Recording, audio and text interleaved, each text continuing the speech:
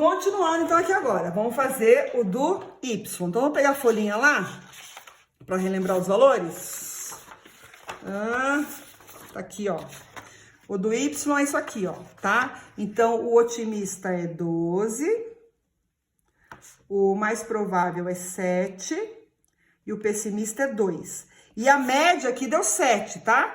Então, eu vou ter que fazer K menos K linha, né? Vou ter que fazer 12 menos 7, 7 menos 7, 2 menos 7, tá? Então, sempre o valor menos a média, que no caso aqui foi o 7, tá? Então, fazendo isso agora, vai ficar como aqui, ó. 12 menos 7 vai dar 5. Então, a gente vai lá e coloca o 5%. 7 menos 7, gente, dá 0. E o 2 menos 7 vai dar menos 5. Pego esses valores aqui e elevo ao quadrado, ó, ao quadrado. Então, 5 vezes 5 vai dar 25%. 0 vezes 0 vai dar 0.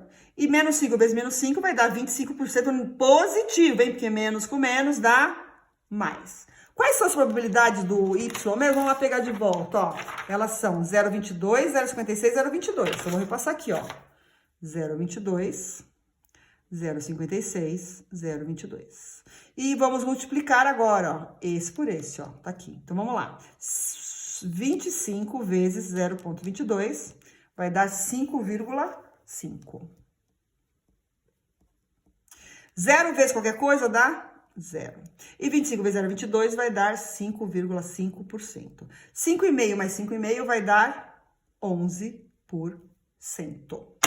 Tá? Então, nós terminamos aqui de fazer o cálculo das tabelas. Agora, nós vamos chegar ao cálculo aqui até chegar a nossa verificação do desvio padrão, né? Aqui nos dois âmbitos, para a gente poder chegar aqui finalmente depois no cálculo dessa previsão aí de retorno, tá? Para calcular aqui o desvio padrão, ó, o que ele disse para eu fazer? Ele disse para eu pegar a somatória da coluna K menos K' vezes P. Essa somatória aqui, ó, o 11%, e isso do Y, né? E do X deu 3,6 essa coluna aqui, ó. Então, é para eu jogar numa raiz, a somatória dos dois. Então, vamos lá, do X deu 3,6 e do Y aqui, ó, 11. E vamos fazer essa raiz quadrada aí, tá, gente? Então, vamos lá. 3,6 raiz quadrada vai dar Não, peraí, tá errado isso. 3,6 raiz quadrada. 1,89, tá certo. E aqui por cento, certo? Porque aqui era por cento, né? E aí, 11 também raiz quadrada vai dar 3,32 ou 31,6. Eu vou arredondar aqui.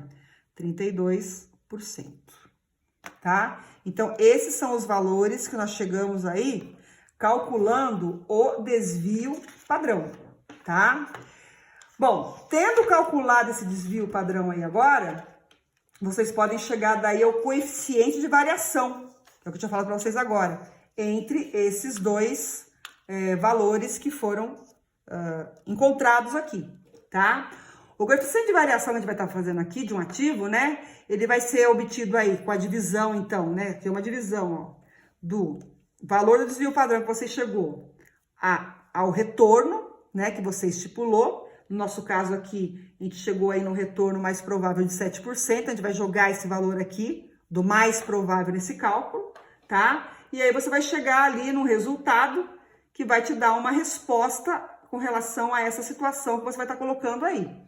Então, só para entender, o coeficiente de variação, então, esse CV aqui de vocês, ele vai ser um ativo obtido aí após o cálculo de desvio padrão e do retorno esperado, aquilo que você esperava, mais provável, tá? E aí você vai verificar qual é o risco que isso pode ser, né, no sentido de ser maior ou de ser menor, no sentido do resultado disso. Então, vamos lá. Eu vou calcular aqui, então, esse coeficiente de variação para o X, e vou calcular esse coeficiente de variação aqui para o Y. Eu não coloquei ele aqui, que é o desvio padrão dividido pelo K, tá? Então, vamos lá. Do X, eu vou pegar aqui o valor que deu 1,89 e vou dividir pelo retorno mais provável, que no caso aqui é 7%, tá?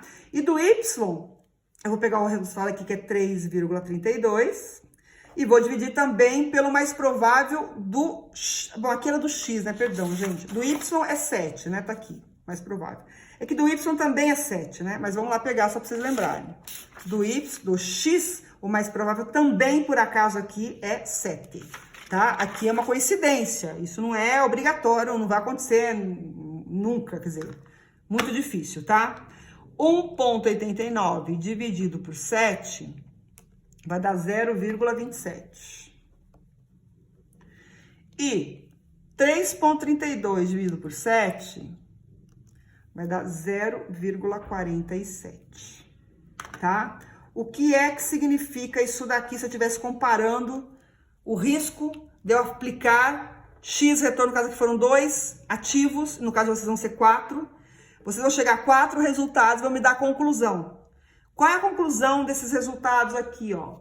Eu tô querendo dizer para vocês aqui que o ativo X apresenta menor risco, deu menor resultado, então ele apresenta menor risco do que o ativo Y. Quer dizer, então, que se eu for um investidor daquele ousado, daquele que mete a cara, eu vou investir no ativo Y. Se eu for um investidor mais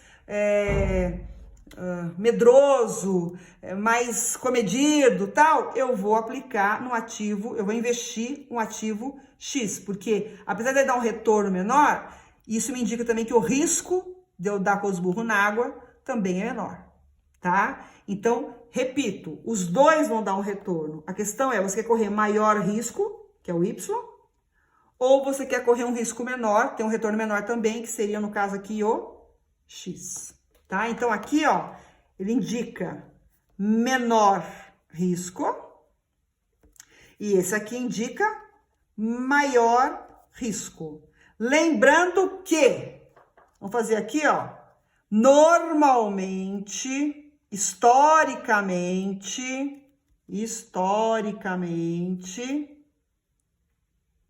tá? Isso, óbvio que tem as exceções. Quanto maior o risco, maior o retorno. E aí eu repito e concluo. Depende muito do perfil do investidor. Mais ousado, ele vai investir naquilo que tem maior risco.